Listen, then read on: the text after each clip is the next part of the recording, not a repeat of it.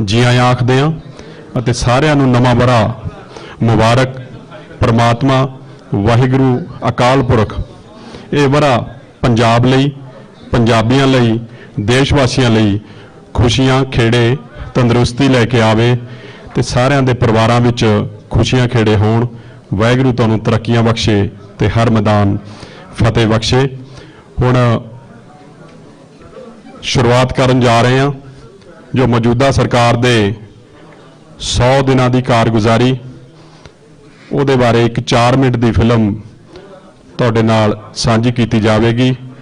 ਉਸ ਤੋਂ ਬਾਅਦ ਮੁੱਖ ਮੰਤਰੀ ਸਾਹਿਬ ਚਰਨਜੀਤ ਸਿੰਘ ਚੰਨੀ ਜੀ ਮੀਡੀਆ ਦੇ ਰੂਬਰੂ ਹੋਣਗੇ। ਸਾਰੀਆਂ ਲਾਈਟਾਂ ਕਿਰਪਾ ਕਰਕੇ ਆਫ ਕਰ ਦਿੱਤੀਆਂ ਜਾਣ।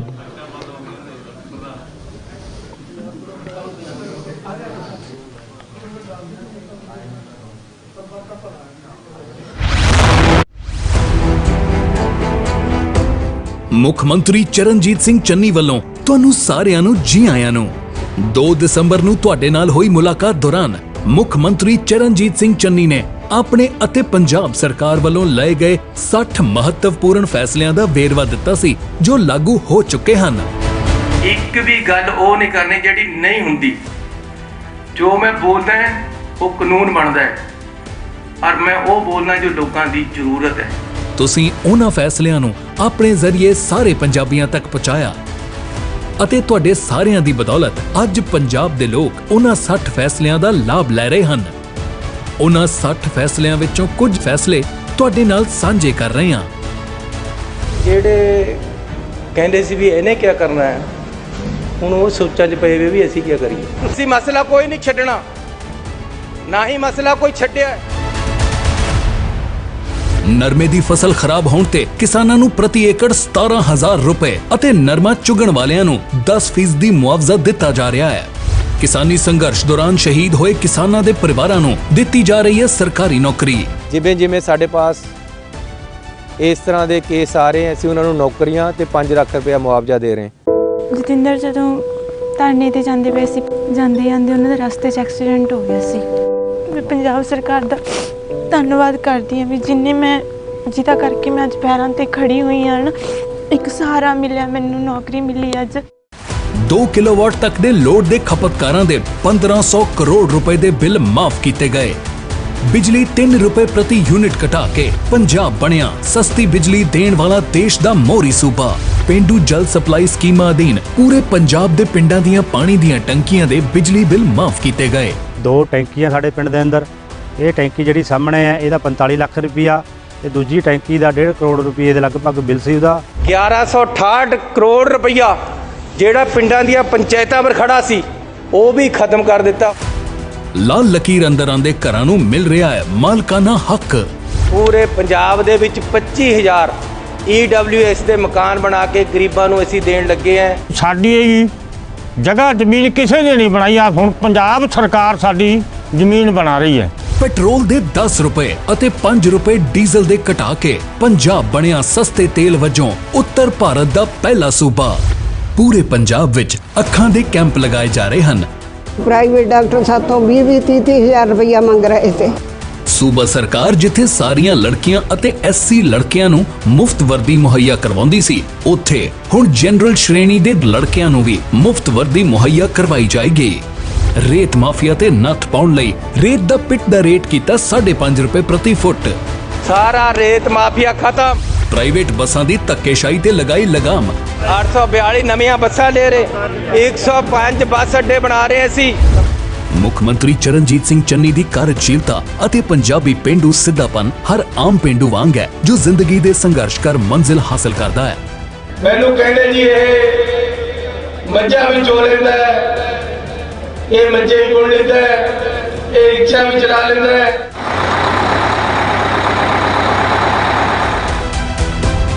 ਜਿੱਥੇ ਦਿਲ ਦੀ ਗੱਲ ਹੋਵੇ ਉੱਥੇ ਦਿਲ ਨਾਲ ਬੋਲਦੇ ਅਤੇ ਜਿੱਥੇ ਫਰਜ਼ ਸਾਹਮਣੇ ਹੋਣ ਉੱਥੇ ਕਿਸੇ ਵੀ ਰੇਤ ਮਾਫੀਆ, ਬੱਸ ਟੈਕਸ ਚੋਰਾਂ ਅਤੇ ਨਸ਼ੇ ਦੇ ਸੌਦਾਗਰਾਂ ਨੂੰ ਬੇਬਾਕੀ ਨਾਲ ਜਵਾਬ ਦਿੰਦੇ ਹਨ। ਇਹਨਾਂ ਨੂੰ ਪਤਾ ਹੀ ਨਹੀਂ ਹੈ, ਹੁਣ ਪਤਾ ਲੱਗਿਆ ਵੀ ਇਹ ਡਾਂਗ ਨਾਲ ਮੂਰੇ ਭਜਾ ਵੀ ਲੈਂਦਾ। ਪਰ ਪੰਜਾਬ ਦੀ ਰੱਖਿਆ ਕਰਨ ਵਾਲਿਆਂ ਦੀ ਹਮੇਸ਼ਾ ਇੱਜ਼ਤ ਕਰਦੇ ਹਨ। ਅਮਨ ਸ਼ਾਂਤੀ ਕਾਇਮ ਰੱਖਣ ਅਤੇ ਕੁਰਬਾਨੀਆਂ ਦਾ ਜਜ਼ਬਾ ਰੱਖਣ ਵਾਲੇ ਪੰਜਾਬ ਪੁਲਿਸ ਕਰਮੀਆਂ ਦੀ ਸ਼ਲਾਘਾ ਕਰਦੇ ਹਨ।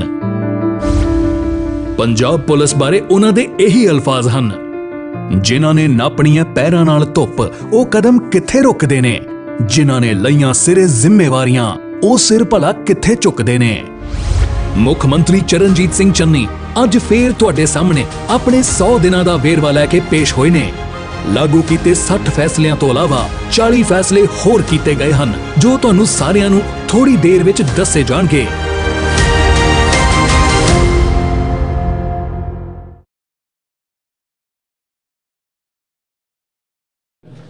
ਇਹ ਸੀ ਮੁੱਖ ਮੰਤਰੀ ਸਾਹਿਬ ਚਰਨਜੀਤ ਸਿੰਘ ਚੰਨੀ ਜੀ ਦੇ 100 ਦਿਨਾਂ ਦਾ ਜੋ ਕਾਰਜਕਾਲ ਹੈ, ਉਹਦੇ ਵਿੱਚ ਲਏ ਗਏ ਇਤਿਹਾਸਕ ਫੈਸਲੇ, ਉਹਨਾਂ ਨੂੰ ਇੱਕ 3 ਮਿੰਟ ਦੀ ਫਿਲਮ ਦੇ ਵਿੱਚ ਕੈਦ ਕੀਤਾ ਗਿਆ। ਹੁਣ ਮੁੱਖ ਮੰਤਰੀ ਜੀ ਅੱਜ ਨਵੇਂ ਵਰ੍ਹੇ ਦੇ ਅਵਸਰ ਤੇ ਚੰਡੀਗੜ੍ਹ ਦੇ ਮੀਡੀਆ ਦੇ ਰੂਬਰੂ ਹੋਣਗੇ। ਮੁੱਖ ਮੰਤਰੀ ਪੰਜਾਬ ਸਰ ਚਰਨਜੀਤ ਸਿੰਘ ਚੰਨੀ ਜੀ।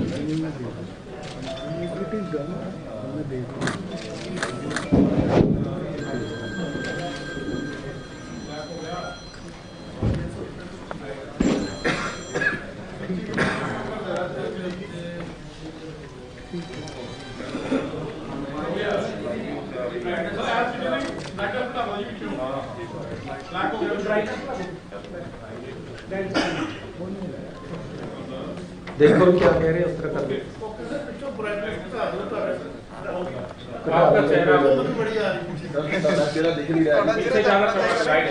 देखो जी किस तरह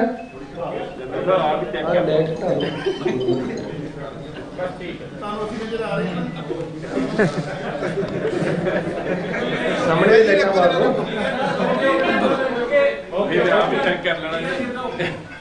चन्नी साहब आप ही ना पलास लैके शुरू कर दो। फिर उन्होंने कहना है पलास नाल तारा भी ठीक कर लेंदा। देख लो मैं तो कर दांगा, उन्होंने तकलीफ हो जानी।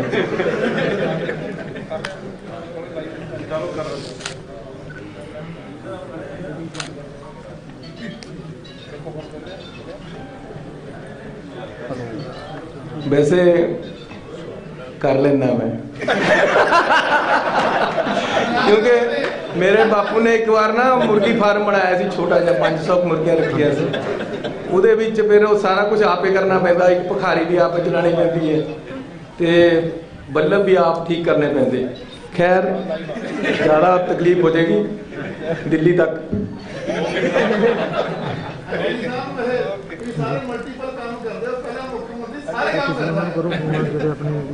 ਬਹੁਤ ਧੰਨਵਾਦ ਤੁਹਾਡਾ। ਤੁਹਾਡੇ ਚੰਨੀ ਜੀ ਇਹਦੇ ਚ ਸਿਰਫ ਇਹ ਹੈ ਵੀ ਇਹ ਇਨਸਪੀਰੇਸ਼ਨ, ਤੁਹਾਡਾ ਇਨਸਪੀਰੇਟਰ ਕੌਣ ਹੈ, ਵੀ ਕਿਸ ਤੋਂ ਇੰਸਪਾਇਰ ਹੁੰਦੇ ਹੋ? ਇੱਕ ਪੱਤਰਕਾਰ ਹੈ ਤਰਲੋਚਨ ਸਿੰਘ। ਅਜੇ नहीं इसका मतलब ये भी सारा काम आप करता है। ਅਜੇ ਮੈਂ ਕੁਝ ਵੀ ਨਹੀਂ ਸੀ, ਕੋਈ ਸੋਚ ਵੀ ਨਹੀਂ ਸੀ। ਇੱਕ ਵਾਰ ਗਵਰਨਰ ਸਾਹਿਬ ਨੂੰ ਮਿਲਣ ਗਏ ਬਾਹਰ, ਤਰਲੋਚਨ ਸਿੰਘ ਤੇ ਤੁਹਾਡੇ 2-3 ਪੱਤਰਕਾਰ ਗੱਲਾਂ ਕਰ ਰਹੇ ਸੀ ਕਿ ਚੰਨੀ ਸੀਐਮ ਦਾ ਕੈਂਡੀਡੇਟ ਹੋ ਸਕਦਾ, ਜਦ ਮੈਂ ਮੰਤਰੀ ਦਾ ਕੈਂਡੀਡੇਟ ਵੀ ਨਹੀਂ ਸੀ। ਇਸ ਕਰਕੇ ਕਿਹਾ, ਮੈਂ ਉਹਨਾਂ ਦਾ ਨਾਮ ਲਿਆ ਕਿ ਇਹਨਾਂ ਦੀ ਸੋਚ ਬਹੁਤ ਅੱਗੇ ਤੱਕ ਚਲੀ ਜਾਂਦੀ ਹੈ ਔਰ ਇਹਨਾਂ ਦੀ ਜੀਭ ਦਾ ਧਿਆਨ ਰੱਖ ਕੇ ਜੋ ਕਹਿਣਗੇ ਸੱਚ ਹੋ ਜਾਂਦਾ। ਸੋ ਤੁਹਾਡਾ ਸਾਰਿਆਂ ਦਾ ਬਹੁਤ ਬਹੁਤ ਸਵਾਗਤ ਹੈ। ਸਭ ਤੋਂ ਪਹਿਲਾਂ ਆਪ ਸਾਰਿਆਂ ਨੂੰ, ਪੂਰੇ ਪੰਜਾਬ 'ਚ ਵਸਦੇ ਪੰਜਾਬੀਆਂ ਨੂੰ ਨਵੇਂ ਸਾਲ ਦੀ ਲੱਖ ਲੱਖ ਵਧਾਈ ਹੋਵੇ।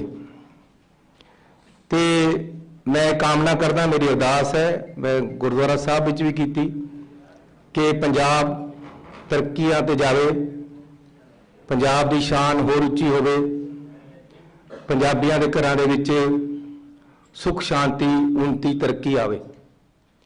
ਸੋ ਤੁਹਾਨੂੰ ਸਾਰਿਆਂ ਨੂੰ ਬਹੁਤ ਬਹੁਤ ਸ਼ੁਭ ਕਾਮਨਾਵਾਂ। ਪੰਜਾਬ ਤੇ ਪੰਜਾਬੀਆਂ ਨੂੰ ਬਹੁਤ ਬਹੁਤ ਸ਼ੁਭ ਕਾਮਨਾਵਾਂ। ਸਤਿ ਸ਼੍ਰੀ ਅਕਾਲ ਜੀ, ਤੁਹਾਡਾ ਬੜਾ ਧੰਨਵਾਦ। ਤੁਸੀਂ ਸਰ, ਤੁਹਾਨੂੰ ਕਹਿ ਰਿਹਾ ਦੀਵਾਨਾ ਜੀ, ਤੁਹਾਨੂੰ ਕਹਿ ਰਿਹਾ, ਤੁਹਾਨੂੰ ਸਲਾਮ ਹੈ। ਬਹੁਤ ਲੰਬੀ ਪੱਤਰਕਾਰੀ ਤੁਸੀਂ ਕੀਤੀ, ਤੁਸੀਂ ਵੀ ਅੱਜ ਆਏ, ਤੁਹਾਡਾ ਬੜਾ ਧੰਨਵਾਦ। ਤੁਸੀਂ ਦੇਖਿਆ ਕਿ ਅਸੀਂ 100 ਦਿਨਾਂ ਦੇ ਵਿੱਚ ਜੋ ਡਿਸੀਜਨ ਲਏ ਹੈ, ਉਹ ਪੰਜਾਬ ਦੇ ਲੋਕਾਂ ਵੱਲੋਂ ਉਹਨਾਂ ਨੂੰ ਸਰਾਹਿਆ ਗਿਆ ਹੈ। क्योंकि ये आम लोगों के हित के डिसीजन है। आम लोगों दी जरूरतां पूरियां कीतियां जा रही हैं। रसोई किवें चलनी है उहदे मसले हल किए गए हैं। आम लोग चाहे मिडिल क्लास है, चाहे गरीब है, चाहे किसान है, चाहे दुकानदार है, चाहे व्यापारी है, चाहे इंडस्ट्रीलिस्ट है, उन्हां सारियां दे मसले जो लमक रहे सी उन्हां नूं असीं सही कीता है। क्योंकि जो अपने जीवन दे विच मैं गरीबी और मिडिल क्लास दे विच हंडाया है, जो मुश्किलां आम लोगों नूं आउंदियां असीं उन्हां मुश्किलां दा हल कर रहे हैं। बिजली दे समझौते जिहड़े पिछली सरकारां ने बिजली बनाउण वालियां दे हक विच कीते होए सी उन्हां नूं असीं रद्द कीता है। आम लोगों नूं बिजली दे बिल दे के पिछे कुछ बचदा नहीं सी। लंबे लंबे बिल घरां दे विच आए होए सी। 2 किलोवाट तक दे 51 लाख परिवार है जिन्हां दे असीं बिजली दे पुराने सारे बकाए माफ कीते और उन्हां दे बिलां दे विच लिख के आ गया कि तुहाडा पुराना बकाया पंजाब सरकार ने पे कर दिता है, हुण तुहाडा बकाया 0 है, तुहानूं कोई देण दी लोड़ नहीं। 20 लाख परिवारां नूं फायदा होया है। इसे तरह पानी दियां टैंकियां पिंडां दे पानी पंचायतां दियां जिहड़ियां टैंकियां लगियां होईयां जिहदे नाल पिंड नूं पानी आउंदा उहदे बिल नहीं सी दित्ते जा रहे। ऐसी पूरे पंजाब दे पानी दियां टैंकियां दे शहरां दे भी ते पिंडां दे भी बिल दे दिते है। हुण अगे नूं भी पानी दी जिहड़ी पिंड दी टैंकी है उहदे ते जिहड़ी मोटर लगी हुई है ਉਹਦਾ बिल पिंडां दे विच नहीं जाना, पुराना बकाया माफ कर दिता है। इसी तरह शहरां दे विच अगे नूं बिल नहीं जाना, पुराना बकाया माफ कर दिता है। ਇਹਦੇ ਨਾਲ 1168 ਕਰੋੜ ਰੁਪਇਆ ਪਿੰਡਾਂ ਦਾ ਮਾਫ ਹੋਇਆ ਹੈ, 700 ਕਰੋੜ ਰੁਪਇਆ ਸ਼ਹਿਰਾਂ ਦਾ ਮਾਫ ਹੋਇਆ ਹੈ ਤੇ ਫਲੈਟ ਰੇਟ ਪਾਣੀ ਦਾ ਜਿਹੜਾ ਕਿ ਪਿੰਡਾਂ ਦੇ ਵਿੱਚ 160 ਰੁਪਇਆ ਸੀ ਪਹਿਲਾਂ ਤੇ ਸ਼ਹਿਰਾਂ ਦੇ ਵਿੱਚ 105 ਤੋਂ ਲੈ ਕੇ 250 ਰੁਪਏ ਸੀ, ਅਸੀਂ ਫਲੈਟ ਰੇਟ 50 ਰੁਪਏ ਕਰ ਦਿੱਤਾ ਹੈ। ਸਾਰੀਆਂ ਨੌਕਰੀਆਂ ਦੇ ਵਿੱਚ 10 ਜੇ किसी ने पंजाब च नौकरी लेनी है बाहरों आके बहुत सारे लोग पंजाब दे विच मैरिट च आके नौकरियां ले लेंदे, पंजाबियां नूं नहीं मिलदियां। ये मसले का हल असीं इस तरह किया है कि 10वीं तक पंजाबी पहला पास होई भी होनी चाहिए है तां पंजाब दे विच बंदा नौकरी कर सकदा है। हुण बाहर दे बंदे आके नहीं नौकरी ले सकते क्योंकि सीधा एक कानून पास करना औखा सी, कानून जिहड़ा कॉन्स्टिट्यूशन दे उल्ट जांदा सी।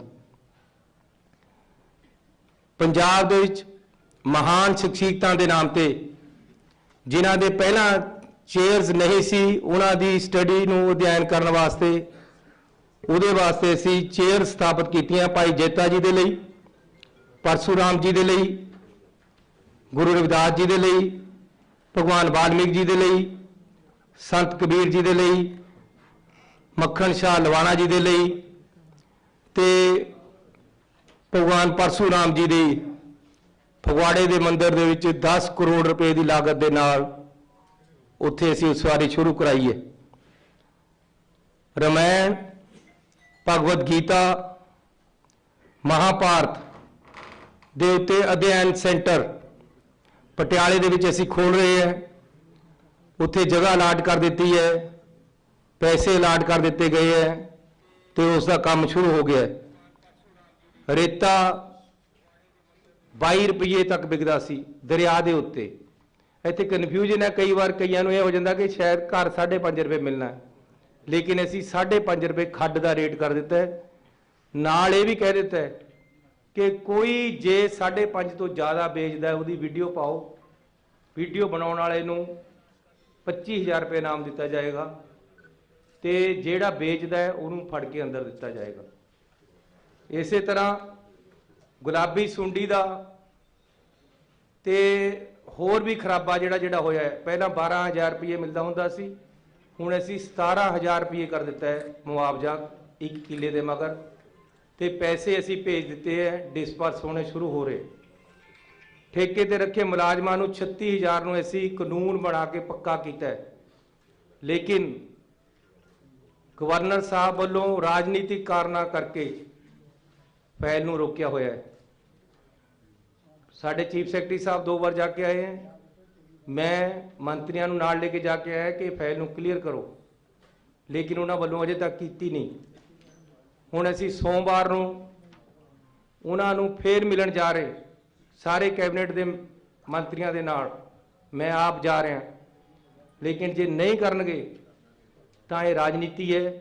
ਐਸੀ ਧਰਨਾ ਵੀ ਦੇਣਾ ਪਿਆ ਤਾਂ ਧਰਨਾ ਦੇ ਸਕਦੇ ਹਾਂ, ਲੇਕਿਨ ਅਸੀਂ ਮੁਲਾਜ਼ਮ ਪੱਕੇ ਕਰਨੇ ਹੈ। ਸਾਡਾ ਕਾਨੂੰਨ ਬਣਿਆ ਹੋਇਆ ਹੈ, ਉਹਨਾਂ ਦਾ ਫਰਜ਼ ਬਣਦਾ ਹੈ ਕਿ ਟਾਈਮ ਸਿਰ ਕਾਨੂੰਨ ਜਿਹੜਾ ਬਣਿਆ ਹੋਇਆ ਉਸ ਦੀ ਫਾਈਲ ਨੂੰ ਕਲੀਅਰ ਕਰੇ। ਉਹ ਜਾਣ ਕੇ, ਕਿਉਂਕਿ ਪਹਿਲਾਂ ਮੈਨੂੰ ਇਹ ਸੀ ਕਿ ਸ਼ਾਇਦ ਕਿਤੇ ਬਿਜ਼ੀ ਹੈ, ਲੇਕਿਨ ਹੁਣ ਮੈਂ ਵੀ ਜਾਇਆ, ਚੀਫ ਸੈਕਟਰੀ ਵੀ ਜਾਇਆ, ਹੁਣ ਇਹ ਰਾਜਨੀਤੀ ਹੈ, ਕਿਉਂਕਿ ਪਿੱਛੇ ਤੋਂ ਬੀਜੇਪੀ ਦਾ ਪ੍ਰੈਸ਼ਰ ਹੈ। ਇਸ ਤਰ੍ਹਾਂ ਉਹਨਾਂ ਨੂੰ ਨਹੀਂ ਕਰਨਾ ਚਾਹੀਦਾ। 40000 ਤੋਂ ਵੱਧ ਵੈਟ ਦੇ ਕੇਸ ਅਸੀਂ ਉਹਨਾਂ ਦੀ ਅਸੈਸਮੈਂਟ ਜਿਹੜੀ ਚੱਲ ਰਹੀ ਸੀ ਉਹ ਖਤਮ ਕਰ ਦਿੱਤੀ ਹੈ ਤੇ ਉਹਨਾਂ ਨੂੰ ਬਿਲਕੁਲ ਸੁਰਖਰੂ ਕਰ ਦਿੱਤਾ ਹੈ। ਪੈਟਰੋਲ ਤੇ ਰੇਟ 10 ਰੁਪਏ ਘੱਟ ਕੀਤੇ ਹੈ, ਡੀਜ਼ਲ ਦੇ ਰੇਟ 5 ਰੁਪਏ ਘੱਟ ਕੀਤੇ ਹੈ। ਜਿਹੜੇ ਕਹਿੰਦੇ ਹੈ ਕਿ ਜੀ ਫੈਸਲੇ ਐਲਾਨੇ ਹੀ ਜਾਂਦੇ, ਲਾਗੂ ਨਹੀਂ ਹੁੰਦੇ, ਉਹਨਾਂ ਨੂੰ ਮੇਰੀ ਬੇਨਤੀ ਹੈ ਕਿ ਪੈਟਰੋਲ ਪੰਪ ਪਰ ਜਾ ਕੇ ਪੈਟਰੋਲ ਪਾਉਣ, 10 ਰੁਪਏ ਸਸਤਾ ਮਿਲ ਰਿਹਾ ਹੈ, ਡੀਜ਼ਲ ਪਾਉਣ 5 ਰੁਪਏ ਸਸਤਾ ਮਿਲ ਰਿਹਾ ਹੈ। ਬਿਜਲੀ ਦੇ ਬਕਾਏ ਬਿੱਲਾਂ ਚੈੱਕ ਕਰ ਲੈਣ, ਅਗਲੇ ਜਿਹੜੇ ਬਿੱਲ ਆ ਰਹੇ ਉਹ ਚੈੱਕ ਕਰ ਲੈਣ। 3 ਰੁਪਏ ਰੇਟ ਘਟ ਕੇ ਆ ਰਹੇ ਬਿਜਲੀ ਦੇ। ਕਾਰਨ ਇਹ ਹੈ ਕਿ ਜਿਹੜੇ ਲੋਕ ਗਰੰਟੀਆਂ ਦੇ ਰਹੇ ਸੀ, ਘਰਾਂ ਦੇ ਵਿੱਚ ਫਾਰਮ ਭਰ ਰਹੇ ਸੀ ਜਾ ਕੇ, ਉਹਨਾਂ ਦੇ ਘਰ ਪਏ ਹੀ ਗਰੰਟੀ ਕਾਰਡ ਐਕਸਪਾਇਰ ਹੋ ਗਏ ਉਹਨਾਂ ਪਾਰਟੀਆਂ ਦੇ, ਤੇ ਉਹਨਾਂ ਪਾਸ ਹੁਣ ਹੋਰ ਕੁਝ ਕਹਿਣ ਨੂੰ ਬਚਿਆ ਨਹੀਂ। ਸਿਰਫ ਇਹੀ ਕਹਿੰਦੇ ਵੀ ਇਹ ਐਲਾਨ ਹੀ ਕਰਦਾ, ਜਦ ਕਿ ਅਸੀਂ ਐਲਾਨ ਨਹੀਂ ਕਰਦੇ, ਲਾਗੂ ਕਰਦੇ। ਇਹ ਮੈਂ ਪੁਰਾਣੇ ਜਿਹੜੇ ਤੁਹਾਨੂੰ ਪਹਿਲਾਂ ਦੱਸ ਚੁੱਕਿਆ ਉਹਨਾਂ ਚੋਂ ਕੁਝ ਫੈਸਲੇ ਦੱਸੇ। ਹੁਣ ਮੈਂ ਨਵੇਂ ਫੈਸਲੇ ਜਿਹੜੇ ਲਾਗੂ ਕੀਤੇ ਹੈ ਉਹ ਤੁਹਾਨੂੰ ਦੱਸਣ ਜਾ ਰਿਹਾ। ਮਿਡ ਡੇ ਮੀਲ ਵਰਕਰ, ਇਹਨਾਂ ਦੀ 2200 ਰੁਪਏ ਪਹਿਲਾਂ ਮਿਲਦਾ ਸੀ ਇਹਨਾਂ ਨੂੰ, ਅਸੀਂ ਇਹਨਾਂ ਨੂੰ ਵਧਾ ਕੇ 3000 ਰੁਪਇਆ ਕਰ ਦਿੱਤਾ ਹੈ। ਇਹ ਲਗਭਗ 46000 ਵਰਕਰ ਹੈ ਪੰਜਾਬ ਦੇ ਵਿੱਚ ਮਿਡ ਡੇ ਮੀਲ ਜਿਹੜੇ ਸਕੂਲਾਂ ਦੇ ਵਿੱਚ ਬਣਾਉਂਦੇ ਆ। ਗਰੀਬ ਲੋਕ ਹੈ, ਉਹਨਾਂ ਨੂੰ ਸਿਰਫ 2200 ਰੁਪਇਆ ਦਿੰਦਾ ਜਾਂਦਾ ਸੀ, ਅਸੀਂ ਇਕੱਠਾ 800 ਰੁਪਇਆ ਵਧਾ ਕੇ ਉਹਨਾਂ ਦਾ 3000 ਕਰ ਦਿੱਤਾ ਹੈ, ਨਾਲ ਨੋਟੀਫਿਕੇਸ਼ਨ ਕਰ ਦਿੱਤੀ ਹੈ। ਇਸੇ ਤਰ੍ਹਾਂ ਇਸ ਮਹੀਨੇ ਤੋਂ ਮਿਲਣ ਲੱਗ ਜਾਏਗਾ। ਆਸ਼ਾ ਵਰਕਰ 21418 ਆਸ਼ਾ ਵਰਕਰ ਹੈ, 42205 ਮਿਡ ਡੇ ਵਰਕਰ ਹੈ। ਜਿਹੜੇ 21000 ਆਸ਼ਾ ਵਰਕਰ ਹੈ ਉਹਨਾਂ ਨੂੰ ਸਿਰਫ ਕਮਿਸ਼ਨ ਮਿਲਦਾ ਸੀ, ਫਿਕਸ ਪੈਸਾ ਕੋਈ ਨਹੀਂ ਸੀ ਮਿਲਦਾ, ਬਹੁਤ ਘੱਟ ਪੈਸੇ ਉਹਨਾਂ ਦੇ ਬਣਦੇ ਸੀ, ਲੇਕਿਨ ਉਹ ਵਿਚਾਰੀਆਂ ਰੋਜ਼ ਜਾਂਦੀਆਂ, ਰੋਜ਼ ਕੰਮ ਕਰਦੀਆਂ, ਗੁਜ਼ਾਰੇ ਜੋਗੇ ਪੈਸੇ ਨਹੀਂ ਸੀ ਮਿਲਦੇ। ਐਸੀ ਕਮਿਸ਼ਨ ਦੇ ਨਾਲ ਆਪਣੇ ਸਰਕਾਰ ਵੱਲੋਂ 2500 ਰੁਪਇਆ ਉਹਨਾਂ ਨੂੰ ਵੱਖਰਾ ਦੇਣਾ ਦਾ ਤੈਅ ਕਰ ਦਿੱਤਾ ਹੈ। ਇਸ ਮਹੀਨੇ ਤੋਂ ਮਿਲਣ ਲੱਗ ਜਾਏਗਾ, ਕਾਨੂੰਨ ਬਣਾ ਦਿੱਤਾ ਹੈ। ਪੰਜਾਬ ਦੇ ਵਿੱਚ ਜਨਰਲ ਵਰਗ ਦੇ ਵੀ ਗਰੀਬ ਹੈ, ਗਰੀਬ ਹੈ, ਕਿਸੇ ਜਾਤ ਬਰਾਦਰੀ ਜਾਂ ਧਰਮ ਦਾ ਹੋਵੇ।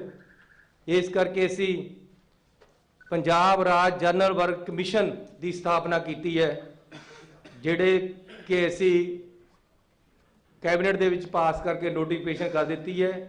ਇਸ ਦੇ ਅਹੁਦੇਦਾਰ ਚੇਅਰਮੈਨ ਵੀ ਲਗਾ ਦਿੱਤਾ ਹੈ, ਬਾਕੀ ਅਹੁਦੇਦਾਰ ਕੁਝ ਦਿਨਾਂ 'ਚ ਲੱਗ ਜਾਣਗੇ।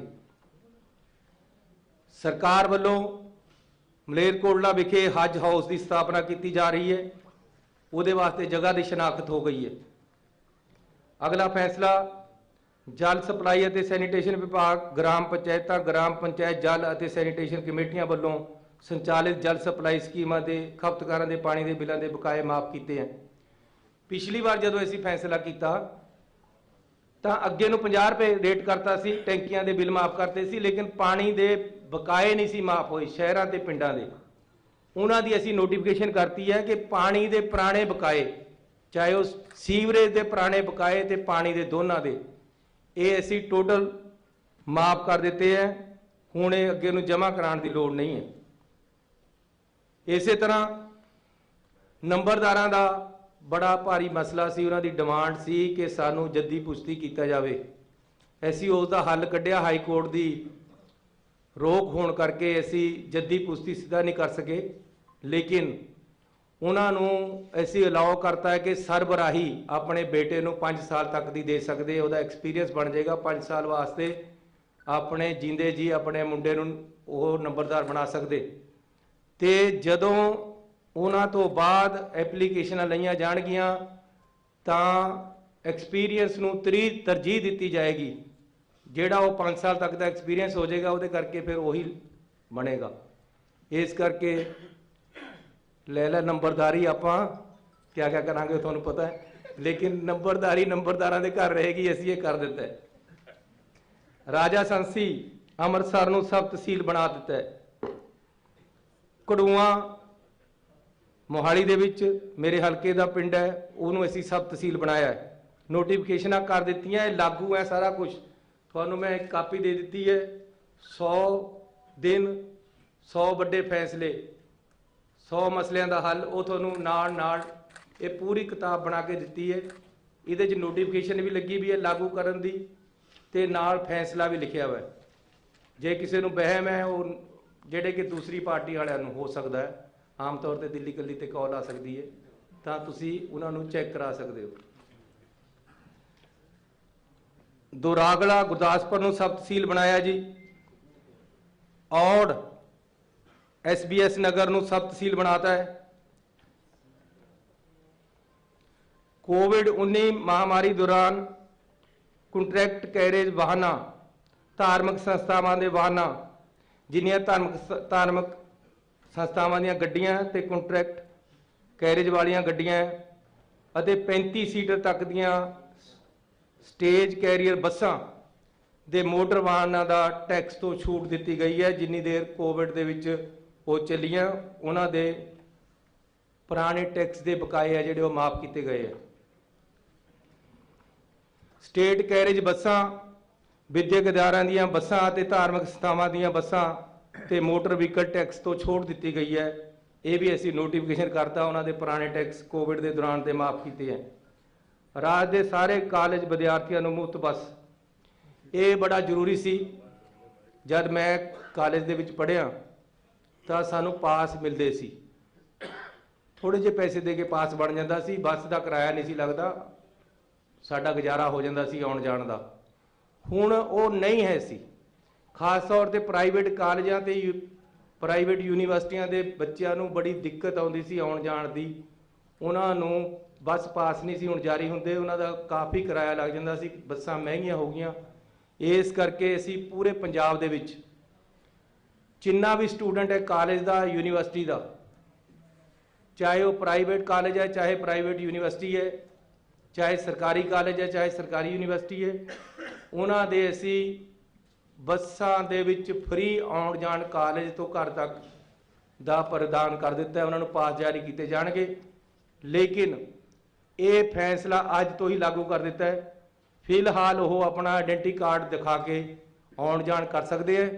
31 ਮਾਰਚ ਤੱਕ ਜ਼ਰੂਰੀ ਹੋਏਗਾ ਕਿ ਉਹ ਆਪਣਾ ਬੱਸ ਪਾਸ ਬਣਾ ਲੈਣ। 3 ਮਹੀਨੇ ਬੱਸ ਪਾਸ ਬਣਾਉਣ ਨੂੰ ਦਿੱਤੇ ਹੈ ਤੇ ਉਦੋਂ ਤੱਕ ਉਹਨਾਂ ਦਾ ਆਉਣ ਜਾਣ ਫ੍ਰੀ। ਅਸੀਂ ਹੁਣ ਆਇਡੈਂਟੀ ਕਾਰਡ ਤੇ ਕਰਤਾ, ਆਪਣੀ ਯੂਨੀਵਰਸਿਟੀ ਦਾ ਆਇਡੈਂਟੀ ਕਾਰਡ ਦਿਖਾਓ, ਕਿਉਂਕਿ ਇੱਕਦਮ ਬਣਨੇ ਨਹੀਂ ਪਾਸ, ਕੋਡ ਲੱਗ ਜਾਣਾ ਹੈ। ਫਿਰ ਕਹਿਣਾ, ਕਈਆਂ ਨੇ ਕਹਿ ਦੇਣਾ ਜੀ ਇਹ ਤਾਂ ਉਹਨੂੰ ਐਲਾਨ ਨੇ ਕੀਤਾ ਸੀ।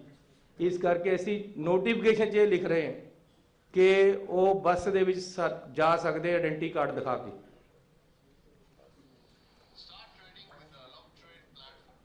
ਮਿਊਨਿਸਪਲ ਸੀਮਾਵਾਂ ਤੋਂ ਬਾਹਰ ਬਣੀਆਂ ਇਕੱਲੀਆਂ ਇਮਾਰਤਾਂ ਨੂੰ ਜਿਉਂਦਾ ਤਿਉਂ ਨਿਯਮਿਤ ਕੀਤਾ ਹੈ। ਜਿਹੜੀਆਂ ਬਾਹਰ ਬਿਲਡਿੰਗਾਂ ਬਣ ਗਈਆਂ ਉਹਨਾਂ ਨੂੰ ਅਸੀਂ ਰਿਕੋਗਨਾਈਜ਼ ਕਰ ਰਹੇ ਹਾਂ।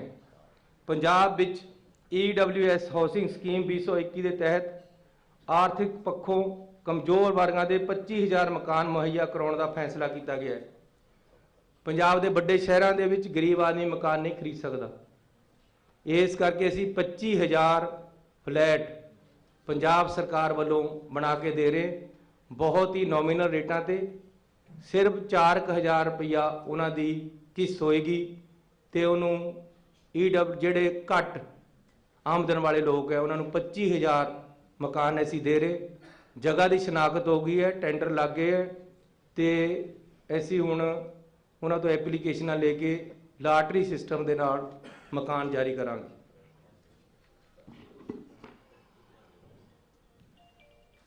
ਪੰਜਾਬ ਅਪਾਰਟਮੈਂਟ ਅਤੇ ਪ੍ਰਾਪਰਟੀ ਰੈਗੂਲੇਸ਼ਨ ਐਕਟ 1995 ਤਹਿਤ ਅਪਰਾਧਾਂ ਨੂੰ ਕੰਪਾਊਂਡ ਕਰਨ ਲਈ ਧਾਰਾ 38 ਅਧੀਨ ਸ਼ਰਤਾਂ ਅਤੇ ਪਾਬੰਦੀਆਂ ਨੂੰ ਦਰਸਾਉਂਦੇ ਨਿਯਮ ਸ਼ਾਮਲ ਕੀਤੇ ਹੈ।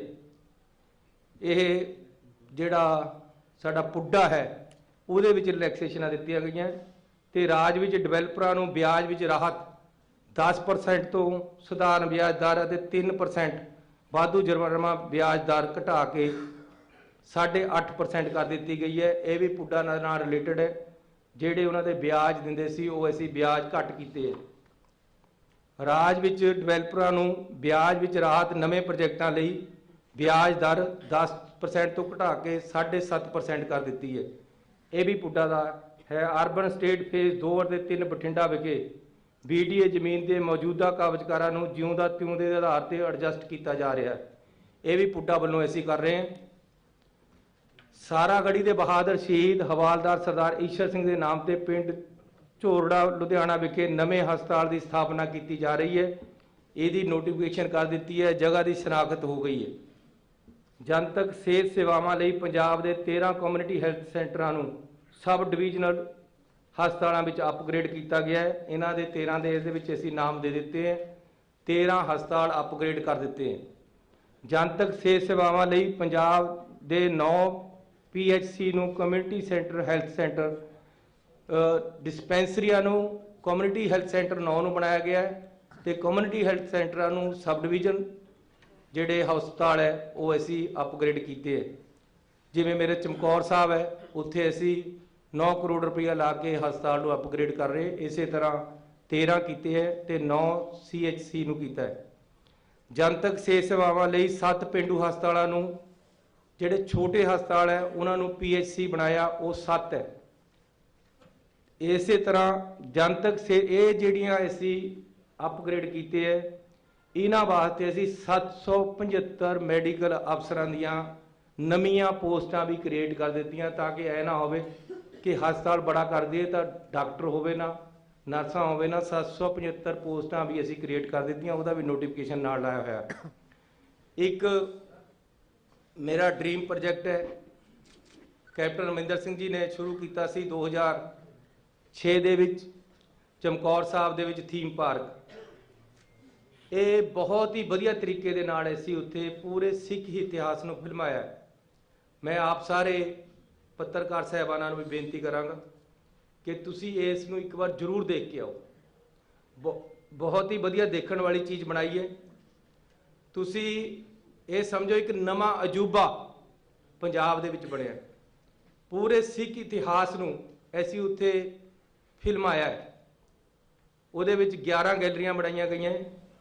ਗੁਰੂ ਨਾਨਕ ਸਾਹਿਬ ਤੋਂ ਲੈ ਕੇ ਗੁਰੂ ਗੋਬਿੰਦ ਸਿੰਘ ਤੱਕ ਤੇ ਉਸ ਤੋਂ ਬਾਅਦ ਬੰਦਾ ਬਹਾਦਰ ਜੀ ਦੇ ਸਰਹੰਦ ਨੂੰ ਫਤਿਹ ਕਰਨ ਤੱਕ ਦੀ ਜਿਹੜੀ ਹਿਸਟਰੀ ਹੈ, ਸਿੱਖ ਇਤਿਹਾਸ ਹੈ, ਉਸ ਨੂੰ ਉੱਥੇ ਫਿਲਮਾਇਆ ਗਿਆ ਹੈ।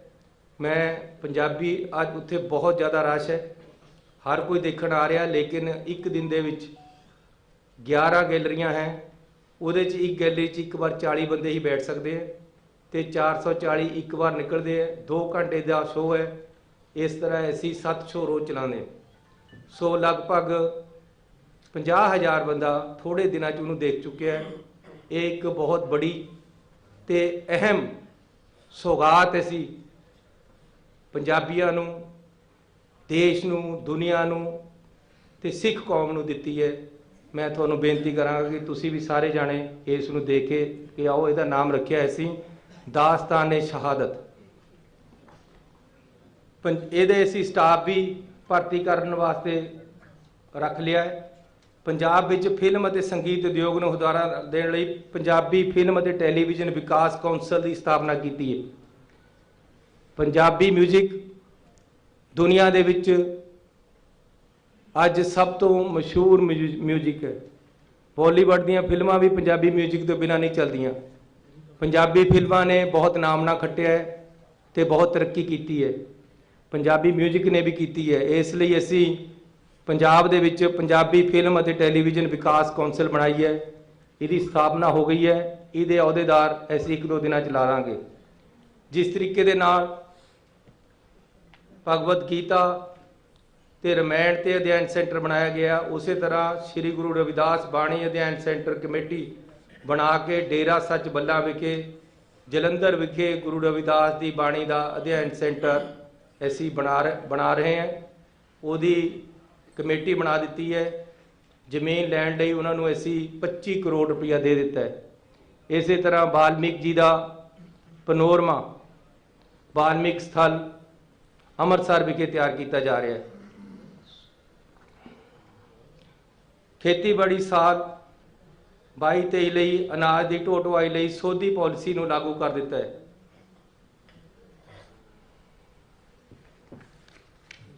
ਕੰਟਰੈਕਟ ਤੇ ਕੰਮ ਕਰ ਰਹੇ ਸਫਾਈ ਸੇਵਕਾਂ ਦੀ ਬਹੁਤ ਡਿਮਾਂਡ ਸੀ, ਸੀਵਰਮੈਨਾਂ ਦੀ ਬਹੁਤ ਡਿਮਾਂਡ ਸੀ, ਤੇ ਜਿਹੜੇ ਟਰਾਲੀ ਚਲਾਉਂਦੇ ਗੰਦਗੀ ਢੋਣ ਵਾਲੇ ਡਰਾਈਵਰ ਉਹਨਾਂ ਦੀ ਬੜੀ ਡਿਮਾਂਡ ਸੀ ਕਿ ਸਾਨੂੰ ਪੱਕਾ ਕਰੋ।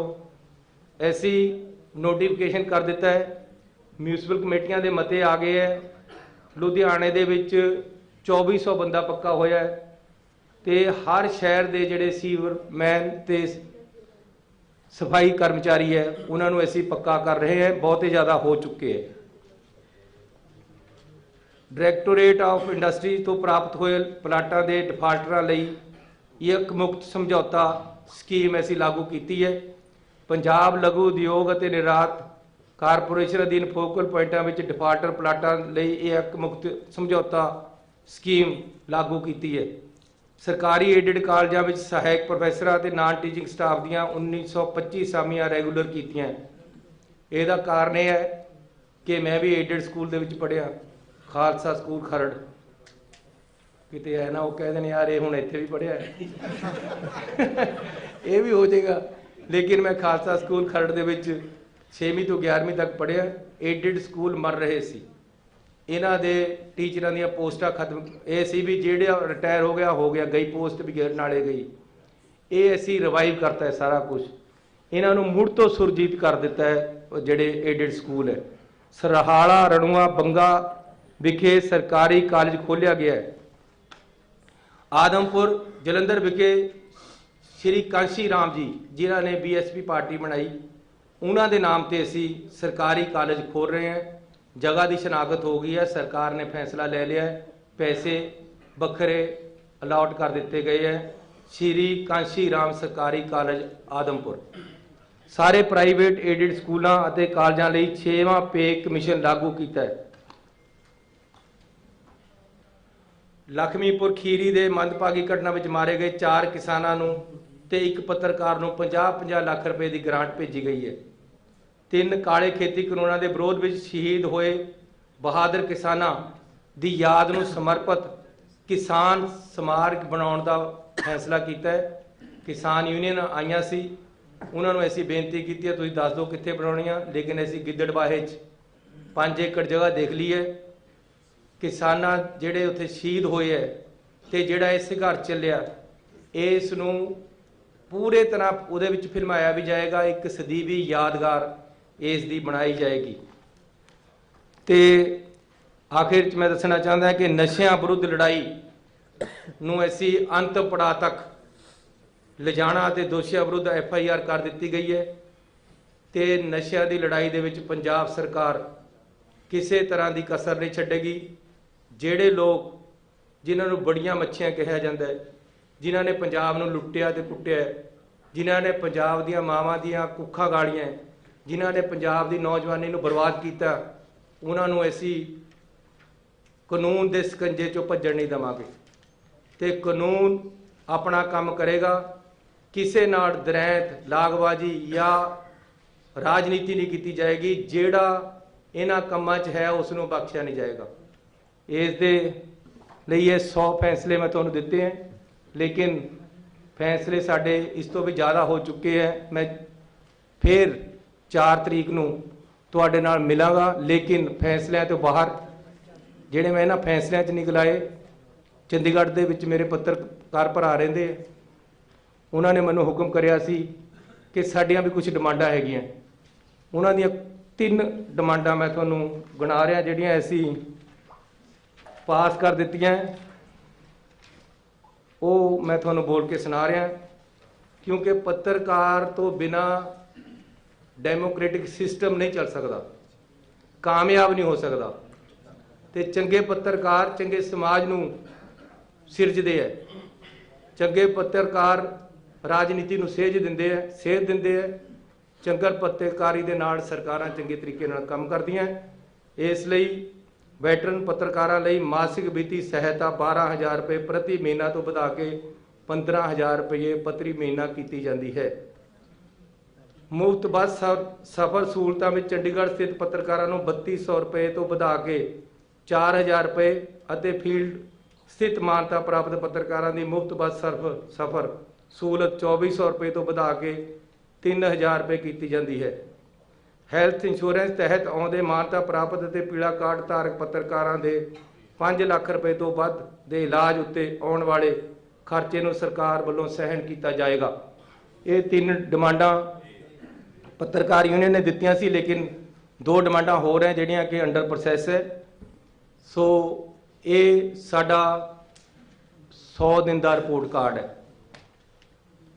ਅਸੀਂ ਜਿੰਨੀਆਂ 100 ਦਿਨਾਂ ਦੇ ਵਿੱਚ ਕੈਬਨਿਟ ਮੀਟਿੰਗਾਂ ਕਰੀਆਂ ਉਨੀਆਂ 5 ਸਾਲ 'ਚ ਨਹੀਂ ਹੋਈਆਂ। ਅਸੀਂ ਪਹਿਲਾਂ ਜਿਹੜਾ ਮੁੱਖ ਮੰਤਰੀ ਸੀ ਉਹਦੇ ਬਾਰੇ ਪੁੱਛਦੇ ਸੀ ਵੀ ਯਾਰ ਇਹ ਜਾਗਦਾ ਕਦ ਹੈ, ਮੈਨੂੰ ਪੁੱਛਦੇ ਸੌਂਦਾ ਕਦ ਹੈ। ਅਸੀਂ ਦਿਨ ਰਾਤ ਮਿਹਨਤ ਕਰਕੇ, ਹੁਣ ਸਾਡਾ ਅੱਜ ਵੀ ਦਫ਼ਤਰ ਲੱਗਿਆ ਹੋਇਆ ਹੈ, ਕੱਲ ਨੂੰ ਵੀ ਲੱਗਣਾ ਹੈ।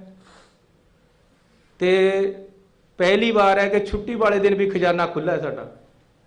ਅੱਜ ਸਾਡਾ ਖਜ਼ਾਨਾ ਖੁੱਲ੍ਹਾ ਹੈ। ਇਸ ਕਰਕੇ ਜਿਹੜੇ ਕਹਿੰਦੇ ਸੀ ਜੀ ਖਜ਼ਾਨਾ ਖਾਲੀ ਹੈ, ਅਸੀਂ ਅੱਜ ਹੁਣ ਛੁੱਟੀਆਂ ਵਾਲੇ ਦਿਨ ਵੀ ਖੋਲ੍ਹ ਕੇ ਰੱਖਦੇ। ਪੰਜਾਬ ਨੂੰ ਇੱਕ ਨਵੀਂ ਦਿਸ਼ਾ ਦੇਣ ਦਾ ਸਾਡਾ ਇੱਕ ਤਕੜਾ ਉਪਰਾਲਾ ਹੈ। ਆਉਣ ਵਾਲੇ ਸਮੇਂ 'ਚ ਸਾਡਾ ਕਿਆ ਸੋਚ ਹੋਏਗੀ ਇਹ ਵੀ ਅਸੀਂ ਇਲੈਕਸ਼ਨ ਤੋਂ ਪਹਿਲਾਂ ਦੱਸਾਂਗੇ। ਫਿਲਹਾਲ ਅਸੀਂ ਸਰਕਾਰ ਦੇ ਤਾੜੇ ਨੂੰ ਸਿੱਧਾ ਕਰਨ ਲੱਗੇ ਹੋਏ, ਜਿਹੜਾ ਇਹਨਾਂ ਨੇ ਉਲਝਾਇਆ ਹੋਇਆ ਸੀ। ਹੁਣ ਅਸੀਂ ਸਿੱਧੀ ਗੱਡੀ ਤੋਰ ਲਈ। 842 ਨਵੀਆਂ ਬੱਸਾਂ ਪਾਈਆਂ। ਮੈਂ ਉਸ ਦਿਨ ਕਿਹਾ ਸੀ ਯਾਰ ਇਹ ਕਹਿੰਦੇ ਜੀ ਇਹ ਮੱਝਾਂ ਵੀ ਚੋ ਲੈਂਦਾ, ਇਹ ਕਹਿੰਦੇ ਜੀ ਇਹ ਰਿਕਸ਼ਾ ਵੀ ਚਲਾ ਲੈਂਦਾ। ਮੈਂ ਕਿਹਾ ਮੈਂ ਅੱਜ ਦਿਖਾ ਰਵਾਂਗੇ ਮੈਂ ਬੱਸ ਵੀ ਚਲਾ ਲੈਂਦਾ। ਉਸ ਦਿਨ ਬੱਸ ਚਲਾ ਕੇ ਦਿਖਾਈ ਹੈ। ਤੇ 842 ਬੱਸਾਂ ਅਸੀਂ ਇਹਨਾਂ 100 ਦਿਨਾਂ ਵਿੱਚ ਹੀ ਪਾਸ ਕੀਤੀਆਂ। ਇਹਨਾਂ ਦੇ ਵਿੱਚ ਹੀ ਖਰੀਦੀਆਂ, ਇਹਨਾਂ ਵਿੱਚ ਹੀ ਚੈਸੀਆਂ ਖਰੀਦ ਕੇ ਬੱਸਾਂ ਬਣਾਈਆਂ ਤੇ ਇਹਨਾਂ ਦੇ ਵਿੱਚ ਹੀ ਅਸੀਂ ਚਲਾ ਦਿੱਤੀਆਂ। ਤੇ ਇਹਨਾਂ ਦਿਨਾਂ ਵਿੱਚ ਜਿਹੜੇ ਨਜਾਇਜ਼ ਬੱਸਾਂ ਚੱਲਦੀਆਂ ਸੀ ਉਹਨਾਂ ਨੂੰ ਫੜ ਕੇ ਅੰਦਰ ਦਿੱਤਾ ਹੈ। ਇਸ ਕਰਕੇ ਅਸੀਂ ਪਾਰਦਰਸ਼ੀ ਸਰਕਾਰ ਦੇਣੀ ਹੈ, ਕਰਪਸ਼ਨ ਰਹਿਤ ਸਰਕਾਰ ਦੇਣੀ ਹੈ। ਬਹੁਤ ਸਾਰੇ ਬੰਦਿਆਂ ਨੂੰ ਅਸੀਂ ਫੜ ਕੇ ਅੰਦਰ ਕੀਤਾ ਹੈ ਜਿਹੜੇ ਕਰਪਸ਼ਨ ਕਰਦੇ ਹੈ, ਨਸ਼ੇ ਵੇਚਣ ਵਾਲਿਆਂ ਦੇ ਪਿੱਛੇ ਪਏ ਹੈ। ਤੇ ਨਾਲ ਅਸੀਂ ਇੱਕ ਅੱਛਾ ਪ੍ਰਸ਼ਾਸਨ ਦੇਣਾ ਹੈ ਤੇ ਲੋਕਾਂ ਨੂੰ ਲਾਈਵਲੀਹੁੱਡ ਲਈ, ਸਹੀ ਜੀਵਨ ਦੇਣ ਲਈ ਉਹਨਾਂ ਨੂੰ ਸਸਤੀ ਹਰ ਚੀਜ਼ ਮੁਹੱਈਆ ਕਰਾਉਣੀ ਹੈ।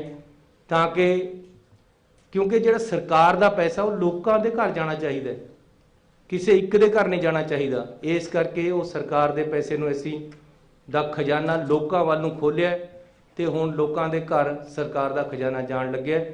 ਤੁਹਾਡਾ ਬਹੁਤ ਬਹੁਤ ਧੰਨਵਾਦ।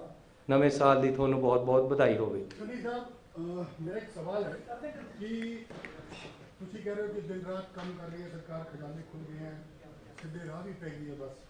ਬਟ ਸਿੱਧੂ ਸਾਹਿਬ ਤੁਹਾਡੀ ਇਹ ਸਾਰੇ ਸਿੱਧੇ ਰਾਹ, ਤੁਹਾਡੇ 100 ਫੈਸਲੇ, ਇਹਨਾਂ ਤੇ ਕਿਉਂ ਕੋਸ਼ਿਸ਼ ਕਰਦੇ ਆ? ਉਹ ਕਹਿੰਦੇ ਕੇਬਲ ਕਿੱਥੇ ਹੋਇਆ, ਰੇਤਾ ਕਿੱਥੇ ਹੋਇਆ, ਬੇਅਦਬੀ ਕਿੱਥੇ ਹੋਈ, ਨਸ਼ਾ ਕਿੱਥੇ ਹੋਇਆ? ਤੁਸੀਂ ਜਵਾਬ ਦਿਓ ਇਹ ਸਭ ਕੀ ਹੈ?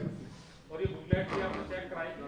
ਹਾਂ, ਇਹ ਬੁਕਲੇਟ ਵੀ ਚੈੱਕ ਕਰਾ ਲਿਓ। ਦੇਖੋ ਮੈਂ ਫੇਰ ਕਹਿ ਰਿਹਾ ਕਿ ਰੇਤਾ 5.5 ਰੁਪਏ ਦਰਿਆ ਦੇ ਵਿਕਦਾ ਹੈ, ਖੱਡ ਤੇ ਵਿਕਦਾ ਹੈ।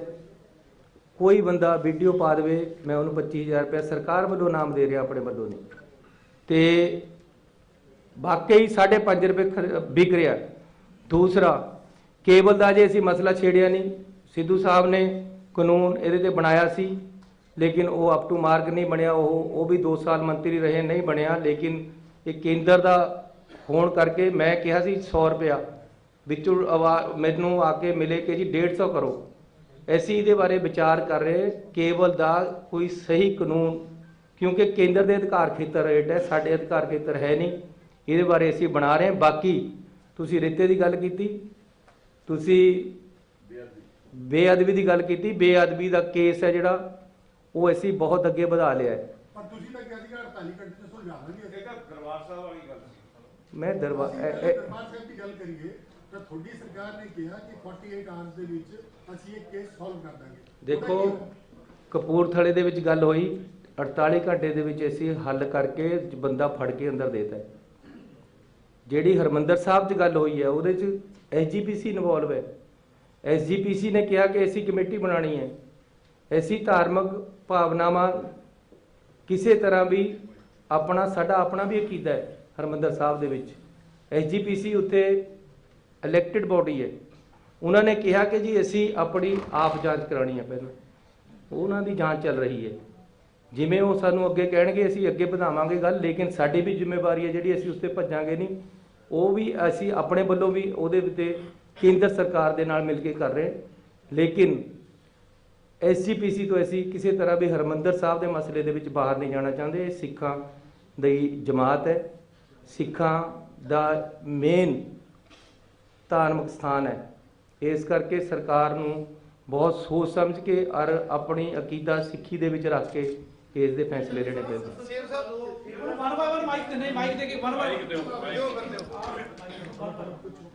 ਮੇਰੀ ਆਵਾਜ਼ ਹੀ ਬਹੁਤ ਵਧੀਆ ਹੈ। ਚੰਨੀ ਸਾਹਿਬ, ਉਹ ਜਿਹੜੀ ਅਸਲ 'ਚ ਗੱਲ ਕੀ ਹੈ, ਜਿਹੜਾ ਤੁਸੀਂ 100 ਸਾਲ 'ਚ ਵਧੀਆ ਕੰਮ ਕੀਤਾ, ਵਧੀਆ ਫੈਸਲੇ ਕੀਤੇ, 100 ਦਿਨ 'ਚ ਚਲੋ 100 ਤੱਕ ਤੇ ਇਹ 100 ਦਿਨਾਂ ਦੇ ਵਿੱਚ ਜੀਓ ਹਜ਼ਾਰਾਂ ਸਾਲ। ਹਾਂ ਜੀ, ਥੈਂਕ ਯੂ ਜੀ। ਗੱਲ ਇਹ ਕਿ ਵੀ ਹਰ ਵਾਰ ਤੁਹਾਡੇ ਕੰਮ ਨੂੰ ਲੈ ਕੇ, ਕਿਉਂਕਿ ਤੁਹਾਡਾ ਤੁਸੀਂ ਨਾਲ ਨਾਲ ਨੋਟੀਫਿਕੇਸ਼ਨ ਦਿਖਾ ਰਹੇ ਹੋ ਕੀ ਹੋ ਰਿਹਾ ਹੈ, ਲੇਕਿਨ ਦੂਜੇ ਪਾਸੇ ਇਲੈਕਸ਼ਨ ਮੋਡ ਸਿਰ ਤੇ ਖੜੀ ਹੈ, ਕਿਉਂਕਿ ਕਿਸੇ ਟਾਈਮ ਵੀ ਜਿਹੜਾ ਕੋਡ ਆਫ ਕੰਡਕਟ ਲੱਗ ਸਕਦਾ ਹੈ। ਇਸ ਦੌਰਾਨ ਪਾਰਟੀ ਪ੍ਰਧਾਨ ਦਾ, ਕਿਉਂਕਿ ਅਕਸਰ ਠੀਕ ਹੈ ਤੁਸੀਂ ਕਈ ਗੱਲਾਂ ਜਵਾਬ ਦਿੰਦੇ ਨਹੀਂ ਹੋ, ਨਜ਼ਰਅੰਦਾਜ਼ ਕਰਦੇ ਹੋ। ਤੁਸੀਂ ਪੁਲਿਸ ਵਾਲੇ ਮਹਿਕਮੇ 'ਚ ਉਹਨਾਂ ਪੁਲਿਸ ਵਾਲੇ ਨੂੰ ਜਿਵੇਂ ਉਹਨਾਂ ਗੱਲ ਕੀਤੀ, ਤੁਸੀਂ ਗੱਲ ਕਹਿਤਾ ਕਿ ਚਲੋ ਮੈਨੂੰ ਹਰ ਮੁਲਾਜ਼ਮ ਜੋ ਚੰਗਾ ਲੱਗਦਾ ਜਾਂ ਜੋ ਵੀ ਹੈ, ਤੁਸੀਂ ਕਾਫੀ ਉਹਨਾਂ ਨੂੰ ਉਸ ਨੂੰ ਕੰਟਰੋਵਰਸੀ ਨੂੰ ਕਾਫੀ ਕਵਰ ਅਪ ਕੀਤਾ। ਲੇਕਿਨ ਉਹਦੇ ਬਾਵਜੂਦ, ਕਿਉਂਕਿ ਦਿੱਲੀ ਵੀ ਗਏ ਹੋ, ਰੇ ਵੀ ਉੱਥੇ ਗੱਲਬਾਤ ਵੀ ਕੀਤੀ, ਕੀ ਇਹਨਾਂ ਦਾ ਬਾਰ-ਬਾਰ ਇੱਕ ਕੰਟਰੋਵਰਸੀ ਕ੍ਰੀਏਟ ਕਰਨਾ, ਜਾਂ ਮੇਰੇ ਸਾਥੀ ਨੇ ਕਿਹਾ ਵੀ ਨਹੀਂ ਹੋ ਰਹੇ ਫੈਸਲੇ, ਤੇ ਦਿਖਾ ਰਹੇ ਆਖਰਕਾਰ ਮਸਲਾ ਮਤਲਬ ਹੈ ਕੀ ਹੈ, ਔਰ ਆਪਾਂ ਇਹਦੇ 'ਚ ਦੋ ਟੁਕ ਜਵਾਬ ਦੇ ਦਈਏ ਵੀ ਇਹ ਪਾਰਟੀ ਪ੍ਰਧਾਨ ਕੀ ਕਰ ਰਿਹਾ, ਉਹ ਚੀਫ ਮਿਨਿਸਟਰ ਕੀ ਕਰ ਰਿਹਾ, ਬਾਰ-ਬਾਰ ਇਹ ਗੱਲ ਉੱਠਦੀ ਹੈ, ਇਹਦਾ ਜਵਾਬ ਦਿਓ ਕਿ ਆਪਾਂ ਚਾਹੁੰਦੇ ਤੁਹਾਡੇ ਦਿਲ ਤੋਂ ਗੱਲ ਨਿਕਲੇ। ਮੈਂ ਆਪਣੀ ਪਾਰਟੀ ਦਾ ਵਫਾਦਾਰ ਸਿਪਾਹੀ ਹੈ। ਪਾਰਟੀ ਨੇ ਜਿਹੜੀ ਮੇਰੀ ਡਿਊਟੀ ਲਗਾਈ ਹੈ ਮੈਂ ਉਹਨੂੰ ਨਿਭਾ ਰਿਹਾ, ਨੇਕ ਨੀਤੀ ਨਾਲ ਨਿਭਾ ਰਿਹਾ, ਇਮਾਨਦਾਰੀ ਨਾਲ ਨਿਭਾ ਰਿਹਾ, ਤਨਦੇਹੀ ਨਾਲ ਨਿਭਾ ਰਿਹਾ। ਬਾਕੀ ਮੈਂ ਤਾਂ ਸਿੱਧੂ ਸਾਹਿਬ ਨੂੰ ਕਿਹਾ ਵੀ ਜਿੱਥੇ ਚੱਲੂਗੀ ਨਾਲ ਤੇਰੇ, ਟਿਕਟਾਂ 2 ਲੈ ਲਈ।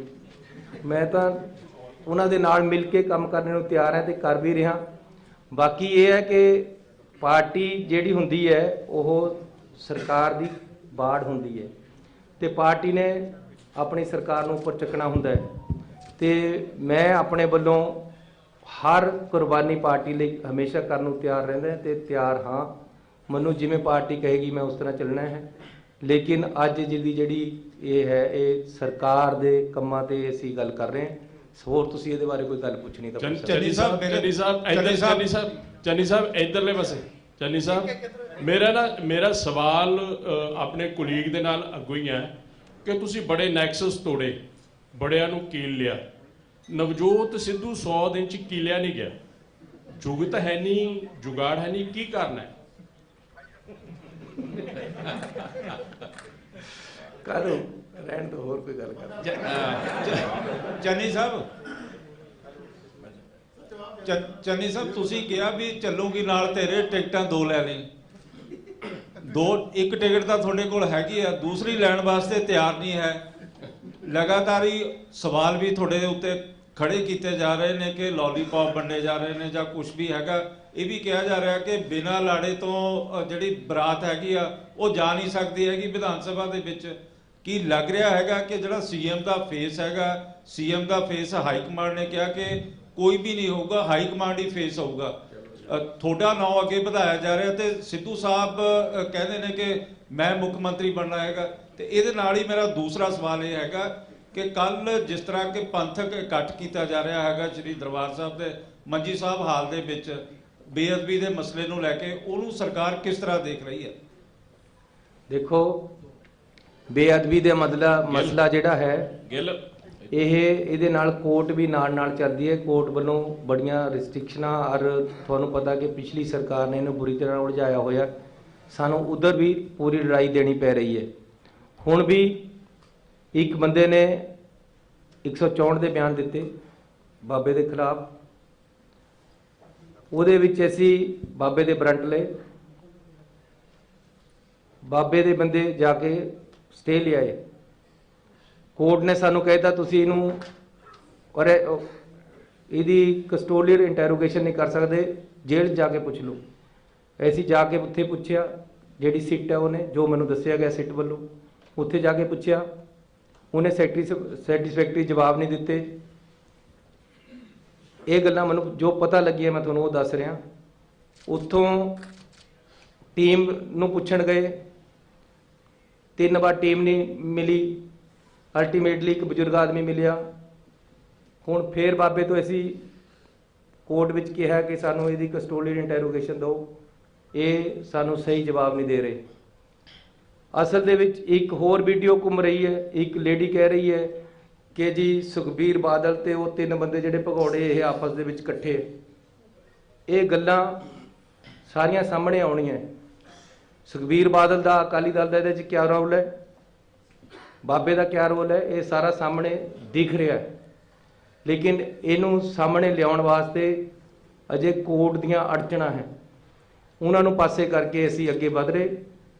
ਸਿੱਟ ਅੱਗੇ ਵਧ ਰਹੀ ਹੈ ਇੰਡੀਪੈਂਡੈਂਟਲੀ, ਜੋ ਮੈਨੂੰ ਉਹਨਾਂ ਨੇ ਦੱਸਿਆ ਉਸ ਤਰੀਕੇ ਨਾਲ ਮੈਂ ਤੁਹਾਨੂੰ ਸਾਰੀ ਗੱਲ ਦੱਸ ਦਿੱਤੀ। ਮੁੱਖ ਮੰਤਰੀ ਸਾਹਿਬ ਇੱਧਰ ਤਰਲੋਚਨ ਹੋ ਰਹੇ। ਮੁੱਖ ਮੰਤਰੀ ਸਾਹਿਬ, ਚੋਣ ਜਾਬਤਾ ਕਿਸੇ ਵੇਲੇ ਵੀ ਲੱਗਣ ਦੇ ਅਸਾਰ ਹੈ। ਚੰਨੀ ਸਾਹਿਬ ਕੋਲ ਕਿਹੜਾ ਇਦਾਂ ਦਾ ਕੋਈ ਟਾਰਗੇਟ ਹੈ ਵੀ ਜਾਂ ਵੱਡਾ ਸੁਪਨਾ ਜਿਹੜਾ ਚੋਣ ਜਾਬਤੇ ਤੋਂ ਪਹਿਲਾਂ ਤੁਸੀਂ ਲਾਗੂ ਕਰਾਉਣ ਲਈ ਯਤਨਸ਼ੀਲ? ਮੈਂ ਸਭ ਤੋਂ ਜ਼ਿਆਦਾ ਯਤਨਸ਼ੀਲ ਨੌਜਵਾਨਾਂ ਦੀ ਨੌਕਰੀ ਦਾ ਮਸਲਾ ਹੱਲ ਕਰਨਾ, ਉਹਨਾਂ ਦੀ ਪੜ੍ਹਾਈ ਦਾ ਤੇ ਉਹਨਾਂ ਨੂੰ ਅੱਗੇ ਵਧਣ ਦੀ ਸੋਚ ਜਿਹੜੀ ਆ ਉਹਦੇ ਪਿੱਛੇ ਕੰਮ ਕਰ ਰਹੇ ਹਾਂ। ਉਹਦੇ ਬਾਰੇ 'ਚ ਮੈਂ ਤੁਹਾਨੂੰ 4 ਤਰੀਕ ਨੂੰ ਦੁਬਾਰੇ ਪ੍ਰੈਸ ਕਾਨਫਰੰਸ ਕਰਾਂਗਾ ਤੇ ਅਸੀਂ ਪੱਕਾ ਕੋਈ ਕਾਨੂੰਨ ਔਰ ਗਰੰਟੀ ਲੈ ਕੇ ਆਵਾਂਗੇ ਜਿਹੜੇ ਕਿ ਯੂਥ ਨੂੰ ਅੱਗੇ ਵਧਣ ਵਾਸਤੇ ਔਰ ਉਹਨਾਂ ਦੀਆਂ ਨੌਕਰੀਆਂ ਵਾਸਤੇ ਫੈਸਿਲਿਟੇਟ ਕਰਾਂਗੇ। ਚੰਨੀ ਸਾਹਿਬ,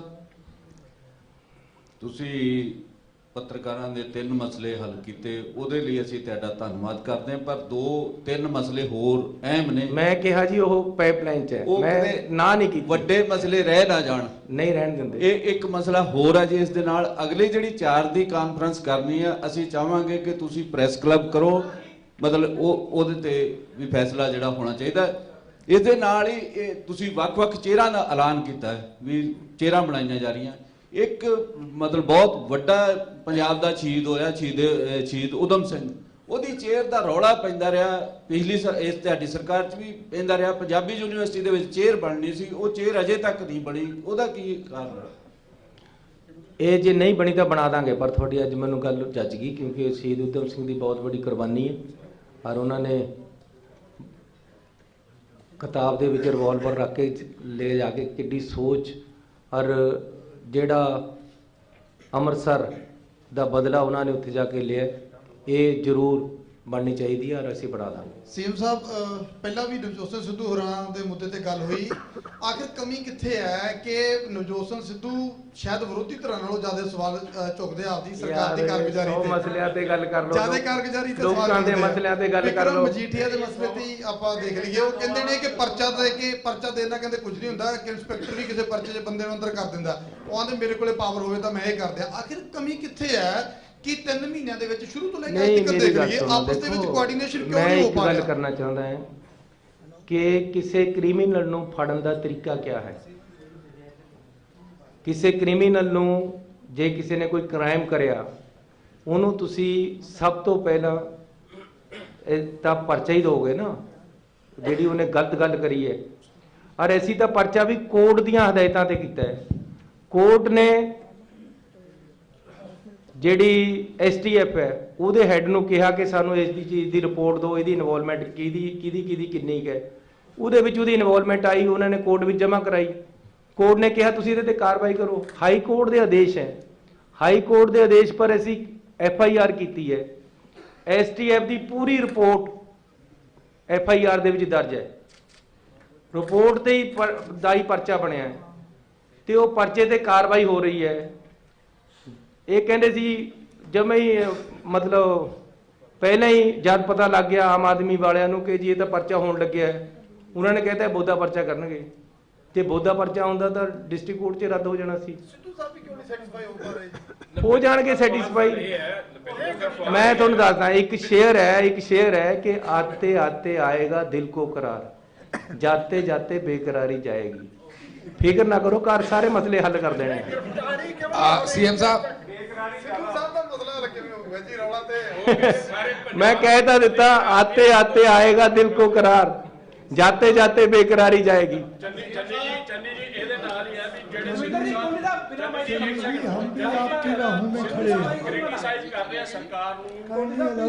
सरकार ਲਈ ਫਾਇਦੇਮੰਦ ਹੈ, ਇਮੇਜ ਲਈ ਕਿ ਐਪਰੀਸ਼ੀਏਟ ਕਰੇਗਾ ਤੁਹਾਡੇ ਜਿਹੜਾ ਅੱਗੋਂ ਚੋਣਾਂ ਦੇ ਵਿੱਚ ਉਹਦਾ ਕੀ ਅਸਰ ਹੋਏਗਾ, ਜਿਵੇਂ ਉਹ ਕ੍ਰਿਟਿਸਾਈਜ਼ ਕਰਦੇ ਨੇ ਓਪਨਲੀ ਸਟੇਜਸ ਤੇ ਆ ਕੇ। ਮੇਰੀ ਗੱਲ ਸੁਣੋ, ਮੈਂ ਹਮੇਸ਼ਾ ਕ੍ਰਿਟਿਸਿਜ਼ਮ ਨੂੰ ਵੈਲਕਮ ਕਰਦਾ ਹਾਂ, ਚਾਹੇ ਉਹ ਕੋਈ ਵੀ ਕਰ ਰਿਹਾ ਹੋਵੇ। ਮੇਰਾ ਭਰਾ ਵੀ ਜੇ ਮੈਨੂੰ ਕਹੇ ਤੂੰ ਇੱਥੇ ਗਲਤ ਹੈ ਤਾਂ ਮੈਂ ਆਪਣੇ ਆਪ ਨੂੰ ਠੀਕ ਕਰ ਲੈਂਦਾ। ਹੋਰ ਦੱਸੋ ਜੀ ਕੋਈ ਗੱਲ। सीएम साहब हो गया सर।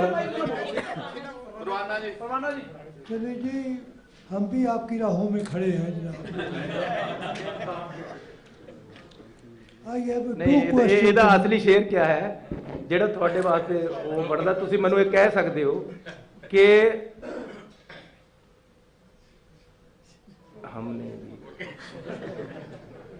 हम भी दुआएं करते थे बहार की, हमने भी दुआएं की थी बहार की। जैसे तुसी मेरे वास्ते दुआ करते रहे, हमने भी दुआएं की थी बहार की। है बागवां हमारा भी हक है बहार पर।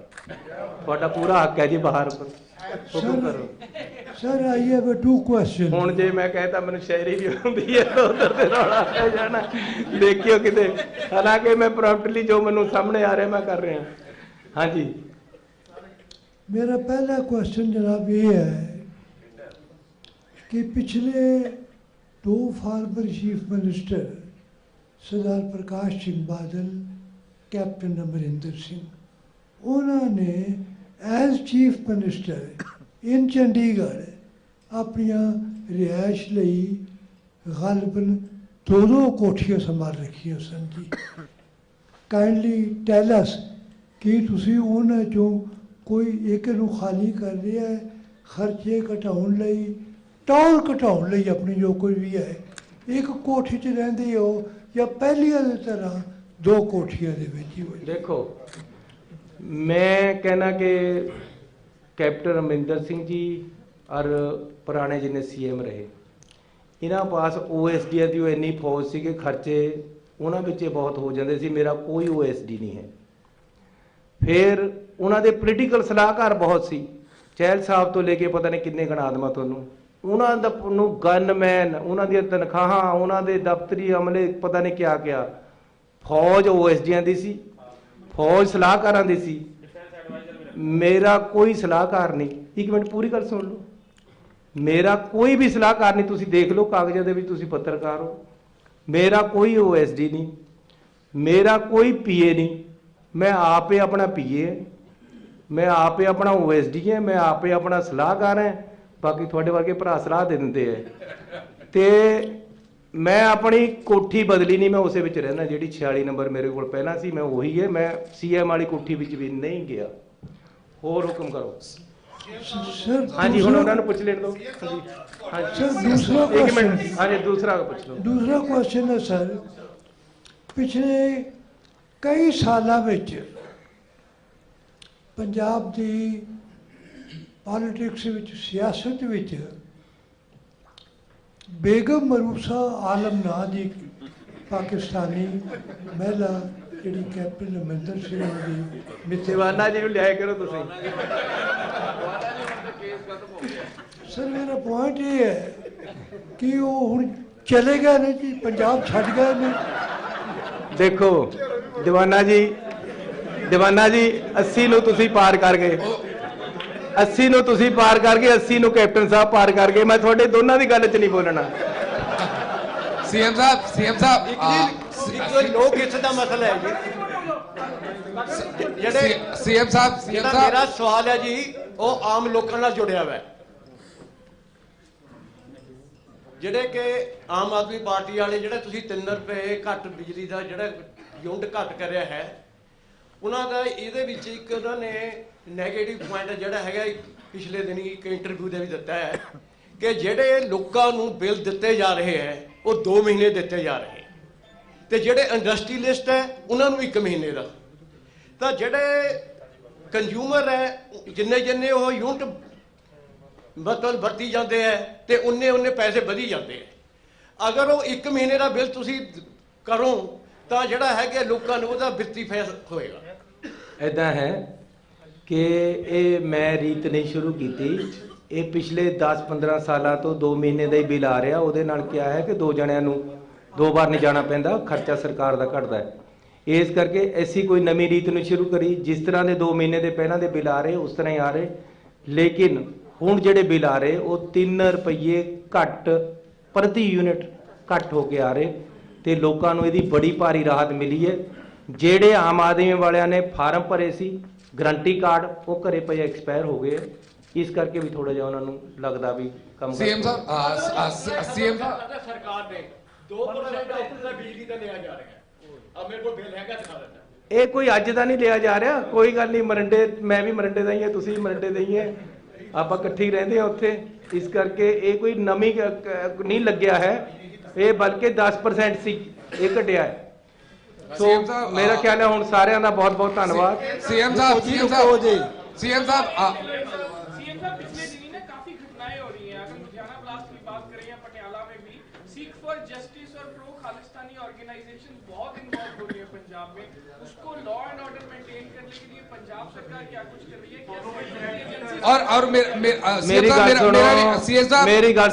सीएम साहब मेरा भी इसके साथ ही है कि the way investigation has already been carried out in bomb blast in Ludhiana, all the links are from Pakistan. What we are doing, what strategy we are adopting for the upcoming elections? देखो, कहते सरहद पे चुनाव तनाव है क्या, जरा पता तो करो चुनाव है क्या। ये राहतदारी का शहर है।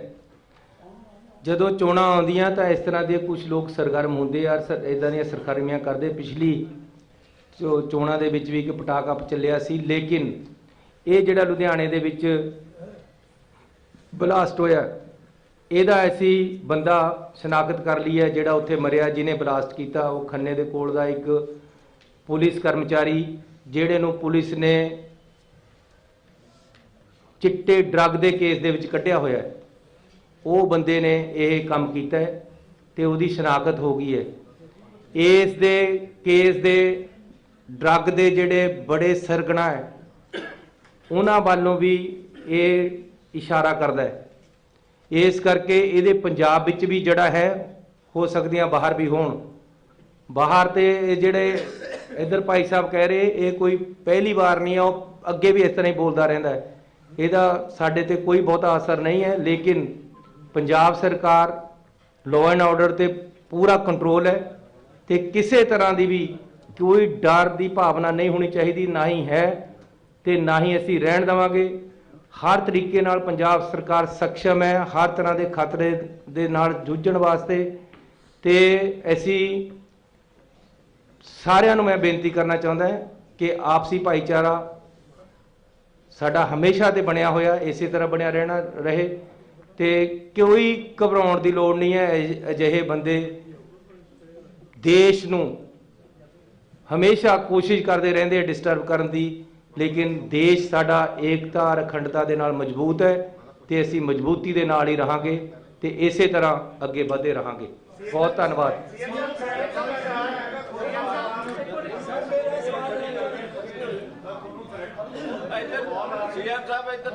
नहीं मैनू नहीं पता भी मैनू कोई कॉल आई है, थोड़ू पता होएगा।